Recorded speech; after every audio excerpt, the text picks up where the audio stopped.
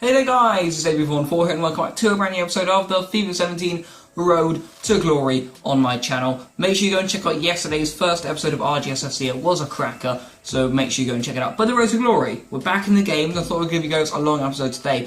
We're going to be playing 2 games and hopefully winning the title, so you'll be able to find out at the end of the episode, after the end of 2 games, if we end up doing that. That's the first squad we got, that's the second squad we got. We've got like a 2 hybrid teams and then a Bundesliga team, which I'll show you guys in just a moment. But this is like a refresh of the teams before we dive into the episode, and also I may have done a few different things to the benches, so make sure you want to check that out if you do indeed want to. But I am really looking forward to this episode because we are playing games for the first time in actually quite a while. So I was wondering what to do this episode, and I thought, yeah, let's dive into some divisions. I like to evenly base it out, and I thought, yeah, why not?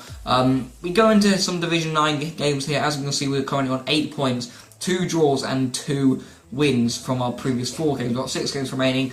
Go with this one, the squad with just 1D. It looks like a really good one. It's the one we've got Farman in goal, but it's like Russian League and also a bit of Bundesliga in the 3-back, and then also we do need to have some La Liga on the right. We come against this team, we've got like Carrot in goal, Sagna, Reed, Williams, Gibbs, Barkley, Ali, Lamella, and Mane, Walcott, and Welbeck, I don't even believe up front. So a decent little team. We were ready for it. We knew we'd have some firepower, especially with likes of Mane and Walcott. However, this guy was a pretty appalling FIFA player, really. But we were absolutely all over him. Good shot there by Shatov. Somehow gets the ball back, as you can see eventually here. Then gets a shot away. These games were packed of chances, and don't even ask me how that isn't in the back of the net, because I just do not know. Later on, I mean, he keeps on giving away here in silly errors, and Inaki Williams is the man who actually gets a shot away there. Well saved. And the double save. Was that a block on the line? A bit of a combination of both, I think.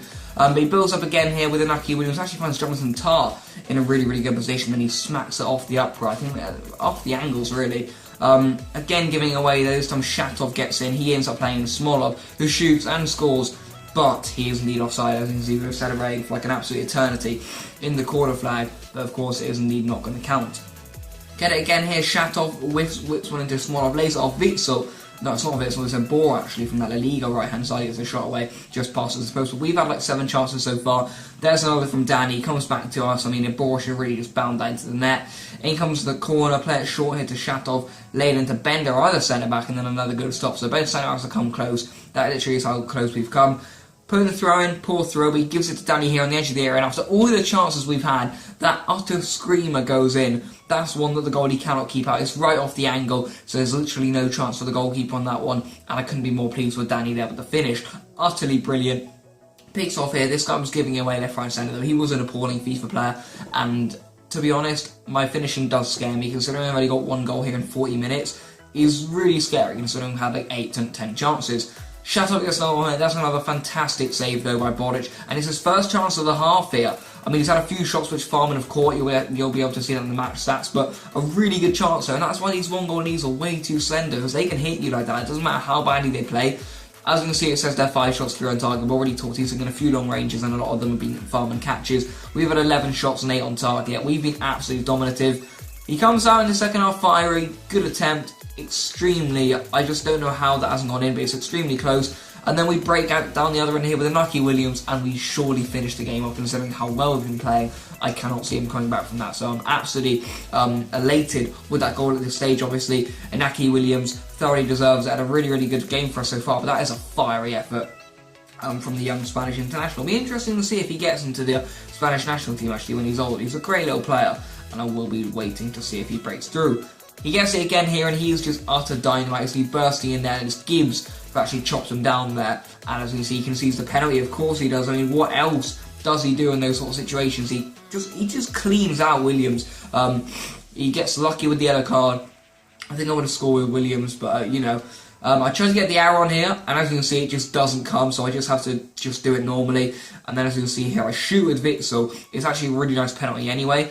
But I'd be liking to get the arrow back next time. Probably I do that. So I'll be interested to see if that comes back. Sorry, boys, I'm a little cloyed up at 2. A little bit of runny nose and that, a little bit cold. But that's overall a really nice penalty. And this game has actually been really good. We created so many chances that, I mean, we were going to score soon. This time we get through here with Smolov. I thought I haven't got him running enough this game, so I get him running. That's a valiant finish from the lad. And as you can see, we are literally just dominating.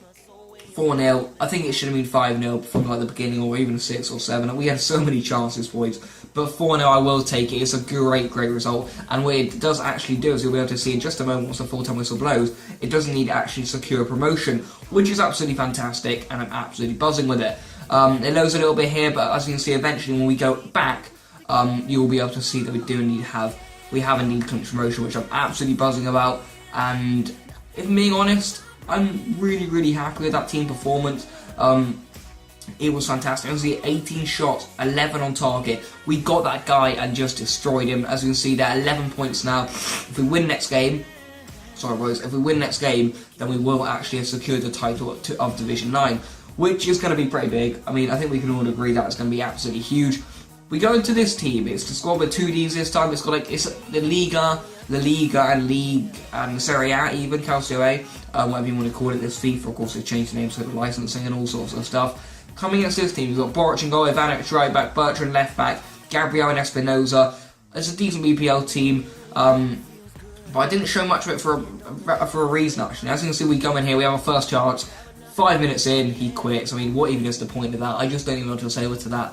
Of course, massive shame that we missed out on the opponent, because I thought he was actually going to be a pretty bad opponent, but, you know, that's just how it works sometimes. As you can see, nothing even happens apart from a bit of a loss of contracts. Silver team, Pickford, Holding, Reece Oxford, Nathan Ake. We've got Jenkinson in there, Onamar, Fosu Mensah, El Neni, and then a front three of Thierry Ambrose, Damari Gray, and I can't remember who's playing right wing actually now. But yeah, he's playing someone else. Oh, it's Jordan Ime actually, that is who it is. It's a decent Silver team. They surprised me a lot, these Silver teams. They're so quick, and that was a big issue for me. Now, I kind of want to talk about a few things with this team. The centre-backs weren't too good for me. Yangambi was alright, but I was getting dominated for pace here. I mean, how that hasn't gone in, I don't know. My man of the match for this game was Areola. He was so OP for me. Another big save there. I mean, that's 2 minutes space over 10 minutes. What a hero. But, 30 minutes in, wow, what a finish that is by Wassim Ben Yedder. He's actually been doing fantastically in real life for Sevilla, I can tell you that now. He's enjoying it. So we got a hat-trick last week, and of course he's got that new inform, which I think a lot of you guys will need to be trying out.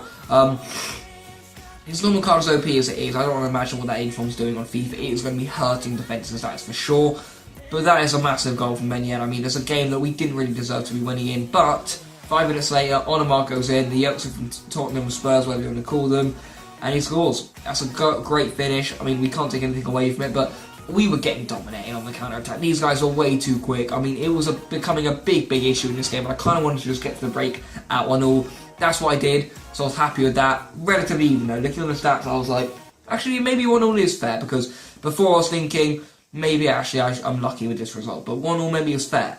But this is just pure class. It's a lovely passing move, and he hadn't actually been doing much this second half, which I was happy about being able to keep him out. I kind of dropped a little bit, made my backline sit back by going on defensive, and I was hoping that didn't mean we didn't attack more, because I mean, I don't like to go on like all this ultra defensive and stuff, but I just wanted my backline to drop, and I didn't really know another way to do that, but because they were just getting dominated, but it didn't really make much of a difference anyway, but it did help my backline dropping.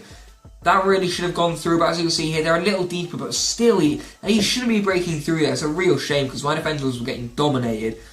That should have been another goal. We're having too many of those opportunities where I was thinking, he's going to hit me here. But Areola was fantastic. A double from Ben Yedder means we do need to secure the Division 9 title, which means we're in Division 8 and 15 episodes in, and that's because a lot of them, I haven't even been playing games, so yeah. I literally have played games in like 5 of these episodes, which is really good.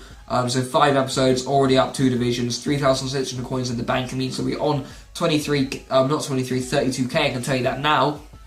Plus any training I do off camera. But as you can see, confirmation with 4 games remaining, we do need to get the title. 14 points we got there, needed 23. Thank you guys for watching this episode of the Road to Glory. Don't drop a like on it if you have enjoyed it. Let me know in the comment section down below what you want to see next. But for now, peace out.